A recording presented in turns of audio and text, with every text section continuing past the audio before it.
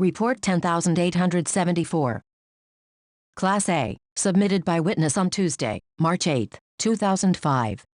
Teenager observes animal hiding behind trees and finds footprint in the clay hills near Hoboken. Year, 1986. Season, fall. Month, October. Date, 11. State, Georgia. County, Brantley County. Location details. When you get into town coming off Highway 95 onto 82 West, turn left at first caution light. Go 3 miles out of town, take left on dirt road. Go to crossroad, turn right, follow dirt road straight. You can't miss it first. Big clay hill on road. Nearest town, Hoboken. Nearest road, 82. Observed. I was down at a place we call the Clay Hills outside of a town called Hoboken. I heard a noise that sounded like footsteps in the woods. I didn't think much of it at first, but I kept hearing it, so I looked up and it was looking at me. I moved the shovel I was digging with and it turned and ran back in the woods. Then a few minutes later I had a weird feeling something was behind me. Then I heard movement. I turned and looked. It was behind me and getting closer.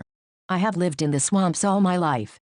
I'm not scared of much, but I admit I was nervous. It watched me for a while, then walked into the swamp and disappeared. Both times was close to fruit during the fall when the plums and pears were the sweetest. The second time was one night I was coming home from my girlfriend's. I passed the cornfield on my left. A little further up there is another field that was grown up with briars so thick a man could not go through with 4 pair of pants on, but something stood up and ran through them like they weren't there. The next day I went back looking for prints. I found one print. It was about 6 and longer than mine, and I wear a size 12. Other witnesses, only 2 seen footprint. Time and conditions. The first time was late evening and the second was night. Environment, pine swamp forest down by Satilla River. Follow-up investigation report by BFRO investigator Stan Courtney. I had a long conversation with the witness by phone. He was raised near the swamps and is well acquainted with the wildlife in the area. Because of the poor lighting conditions and the amount of vegetation, he was unable to get a clear look at the animal. Each time the animal stayed behind a tree and only peeked around it to look at him. He was able to tell that it was very tall, large and upright walking. He was unable to make out any facial details. The witness described the footprint as measuring 16 inches long and 6.5 inches wide. About BFRO investigator Stan Courtney. Stan Courtney has a special interest in wildlife audio recording. He has attended numerous BFRO expeditions. See Stan's blog stancourtney.com for recordings he has collected over the years. Stan Courtney can be reached at illinois@fro.net.